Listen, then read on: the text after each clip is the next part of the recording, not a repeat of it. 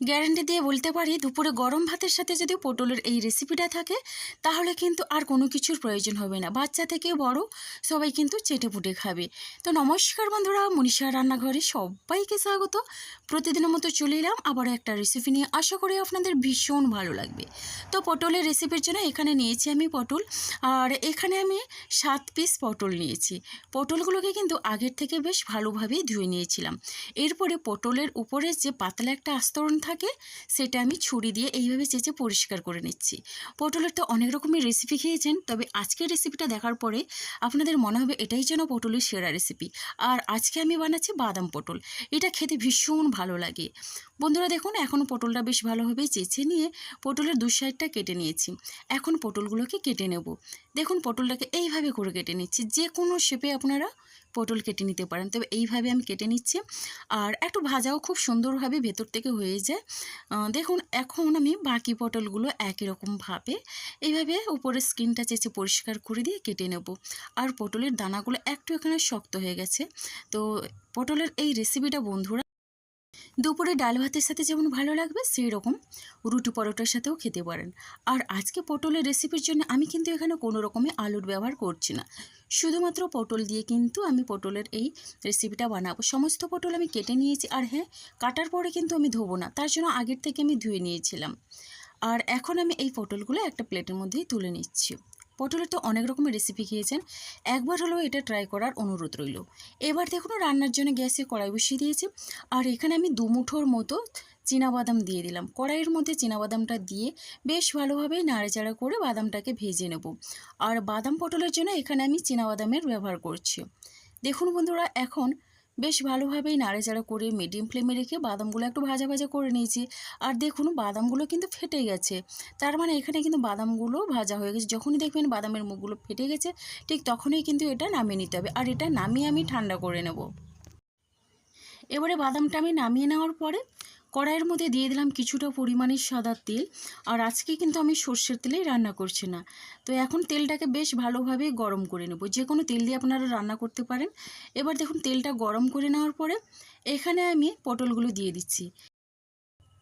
পটলগুলোকে প্রথমেই কিন্তু একটু ভেজে নিতে হবে। পটল ভেজে রান্না করলে কিন্তু রান্নাটা ভীষণই সুস্বাদু হয়। এবার দেখুন সমস্ত পটলের পিসটা দিয়ে বেশ ভালোভাবেই আমি নাড়াচাড়া করে নিচ্ছি। এখানে দেখুন পটলগুলোকে এইভাবে মিডিয়াম ফ্লেমে নাড়াচাড়া করে ভেজে নিতে হবে।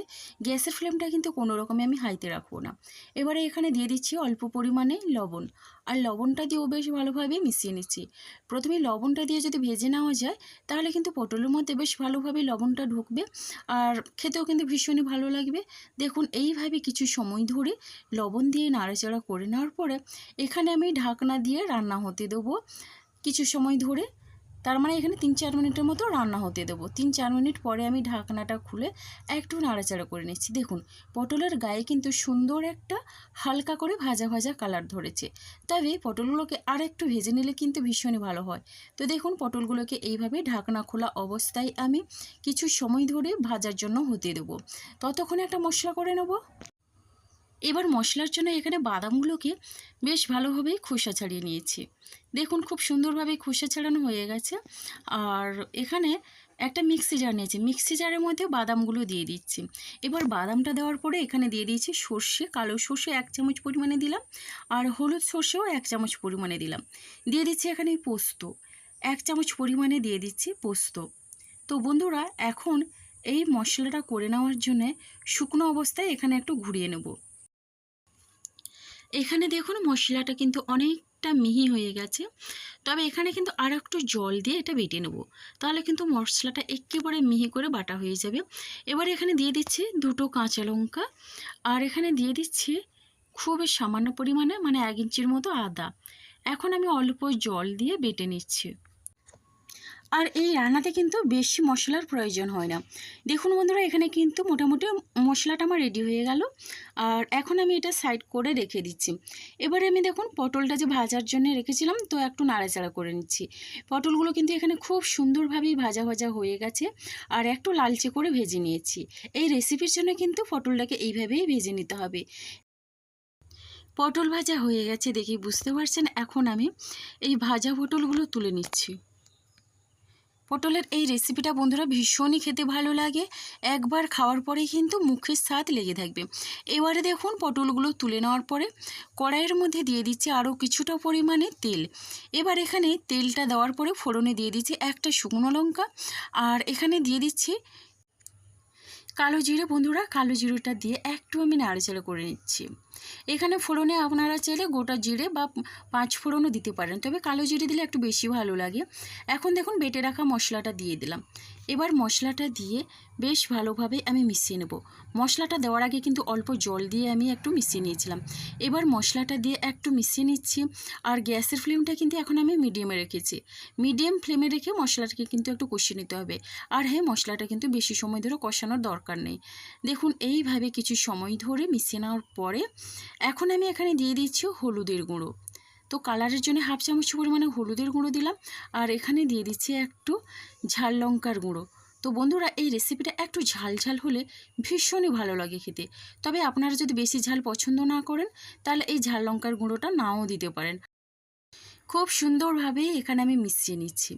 দেখুন বন্ধুরা মেশানোর পরে কালারটা কতটা সুন্দর হয়েছে, তবে এটা যখন পুরোপুরি রান্না হয়ে যাবে ভীষণ লোভনীয় হবে, আর কালারে কিন্তু দারুণ হবে।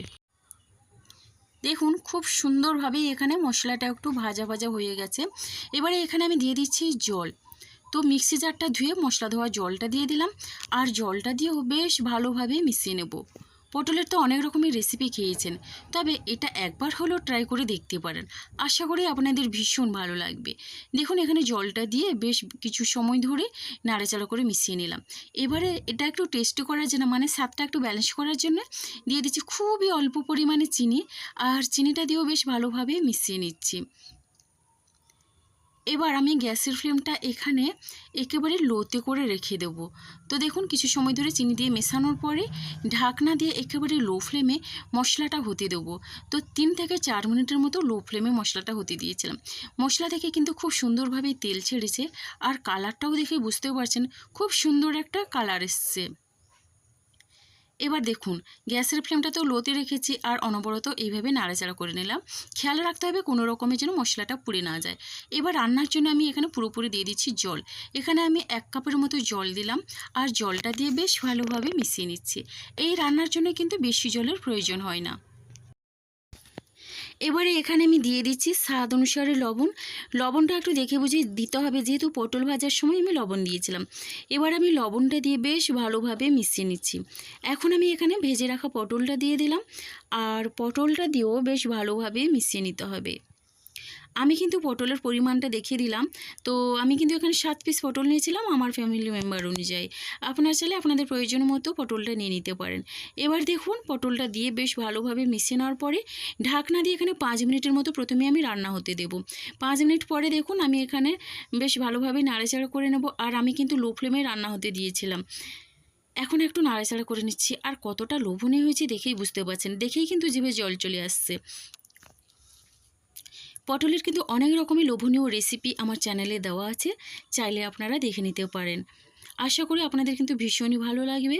তো এখন কিছু সময় ধরে এইভাবে নাড়াচাড়া করে নিলাম। পুরো রান্নাটাই কিন্তু এখানে লো টু মিডিয়ামে রেখে করে নিতে হবে। এখন এখানে দেখুন দিয়ে দিচ্ছি কাঁচা লঙ্কা চেরা। এখানে আমি 3-4টের মতো কাঁচা লঙ্কা চেরা দিয়ে দিলাম, আর কাঁচা লঙ্কা চেরা দিয়ে বেশ ভালোভাবে মিশিয়ে নিচ্ছি। আর এই সময় কাঁচা লঙ্কাটা দিলে কিন্তু পটলের মধ্যে খেতে ভীষণই ভালো লাগে, আর ফ্লেভারটাও দারুণ আসে। এই রেসিপিটা সবাইকে একবার রান্না করে খাওয়ালে কিন্তু বাড়ির সবাই আপনার প্রশংসা করতে বাধ্য হবে। এইভাবে কিছু সময় ধরে নাড়াচাড়া করে নেওয়ার পরে ঢাকনা দিয়ে আরও 3 মিনিটের মতো আমি রান্না হতে দিয়েছিলাম লো ফ্লেমে। এবার ঢাকনাটা খুলে একটু নাড়াচাড়া করে নিচ্ছি। রেসিপিটা কতটা লোভনীয় হয়েছে দেখেই বুঝতে পারছেন। তো বন্ধুরা দেখুন খুব সুন্দরভাবে এটা নাড়াচাড়া করে নিলাম, আর এটা কিন্তু এইভাবে মাখো মাখো থাকবে। এটা কিন্তু ঝোল থাকবে না, এরকম মাখো মাখো থাকবে। তো এখন আমি এখানে ঢাকনা দিয়ে স্ট্যান্ডিং টাইমে যেন 5 মিনিট রেখে দিয়েছিলাম। পরিবেশনের জন্য কিন্তু একেবারেই রেডি। তো দেখেই বুঝতে পারছেন খুব সহজেই কিন্তু হয়ে গেল, আর কতটা লোভনীয় হয়েছে। তো বন্ধুরা রেসিপিটা ভালো লাগলে অবশ্যই একটা মিষ্টি কমেন্ট করবেন। আপনাদের একটা মিষ্টি কমেন্ট কিন্তু আমাকে অনেকটা উৎসাহ দেয় নতুন নতুন রেসিপি বানানোর জন্যে। তো বন্ধুরা আজকের রেসিপিটা আমার এই পর্যন্ত, আর আগামীকাল আসবো আবারও একটা নতুন রেসিপি নিয়ে। আপনারা সবাই সুস্থ থাকুন, ভালো থাকুন। অসংখ্য ধন্যবাদ, আর অনেক অনেক ভালোবাসা রইল আমার সোনা বন্ধুদের জন্যে। তাহলে বন্ধুরা আজকের মতো সবাইকে টাটা।